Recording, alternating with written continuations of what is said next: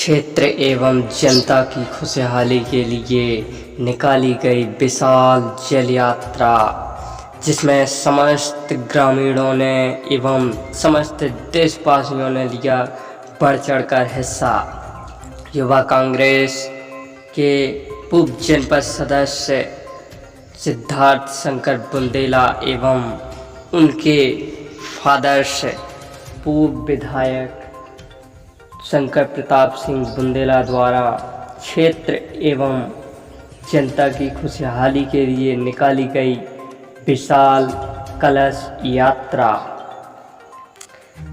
जिसमें समस्त क्षेत्रवासियों ने उनका बहुत बहुत आभार जताया एवं उनको शुभकामनाएं दी। अगली बार हमारे सिद्धार्थ भैया की सरकार आएगी। उन्होंने भी अपने बारे में बताया कि हम प्रतिदिन जनता के लिए संघर्ष करते हैं एवं डटकर उनका मुकाबला भी करते हैं। कहीं भी अगर जनता को समस्याएं सामने आती हैं तो हम उनका न्याय अवश्य कराते हैं। देखिए, पूर्व विधायक कांग्रेस शंकर प्रताप सिंह बुंदेला एवं पुत्र सिद्धार्थ सिंह बुंदेला पूर्व जनपद सदस्य ने ऐसा क्या कहा जनता के लिए, जिसमें जनता हुई लोटपोट। देखिए, सुनिए सच्चाई क्या है सामने। जनता के लिए कितनी खुशियां ला दी पूर्व विधायक एवं उनके पुत्र ने।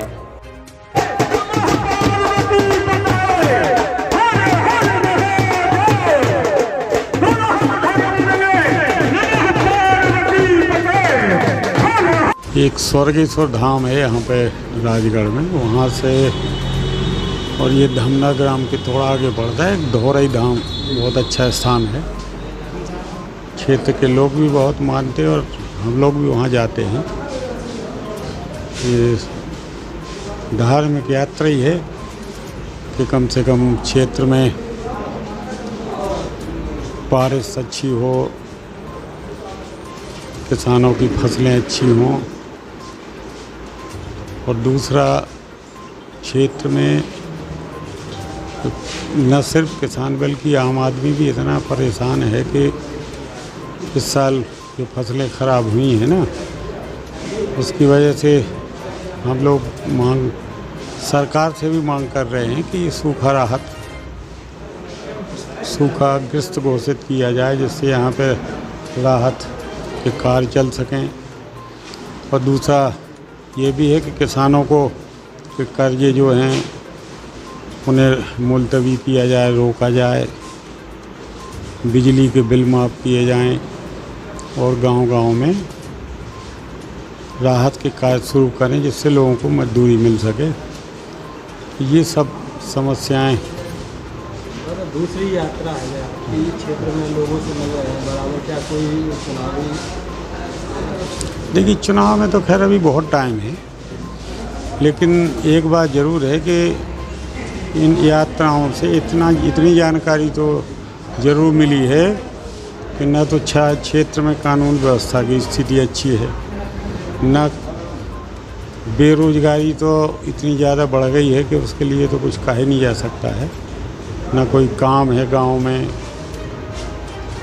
तो दूसरी छोटी छोटी समस्याएं, भ्रष्टाचार चरम सीमा पे है।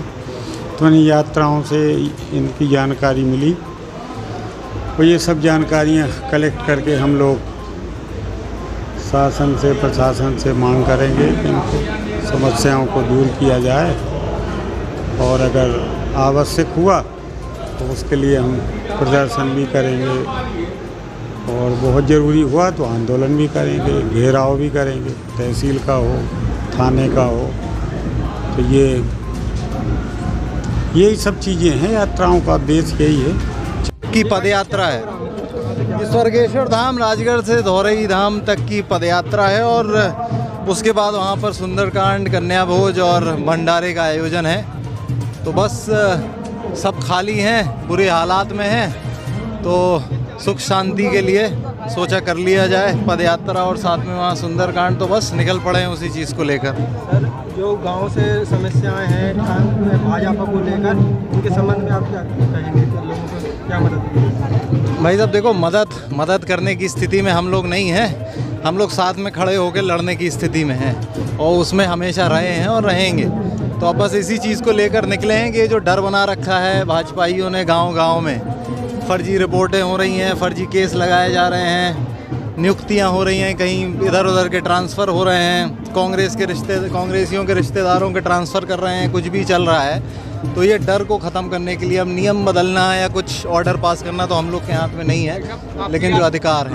आपकी दूसरी यात्रा है इस बार। हाँ, तो अभी राजनीतिक गलियारे में बहुत हलचल की हो गई है, क्या कहना चाहिए इस बार? राजनगर विधानसभा में दोबारा दावेदार होंगे? भाई साहब दावेदार तो आप भी हो छतरपुर से, दावेदार हर कोई है, जो यहाँ का नागरिक है वो दावेदार है किसी भी विधानसभा से, तो वो कोई बड़ी बात नहीं है।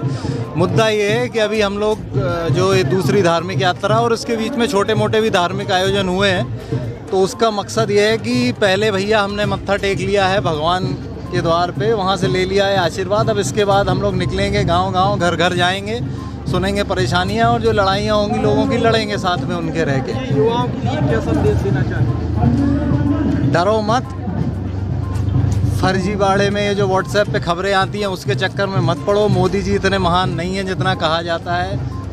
मोदी जी और साथ में जो हमारे शिवराज सिंह जी हैं, उधार का पैसा लेके लोगों की तनख्वाहें बांटी जा रही हैं, तो इनसे ये आशा ना रखें कि एक भी नई नियुक्ति होगी इनके कार्यकाल में। कोई कहता है तो वो शुद्ध लग रहा है। कुछ स्थानों में जो टीआई की एक कोई बोलो।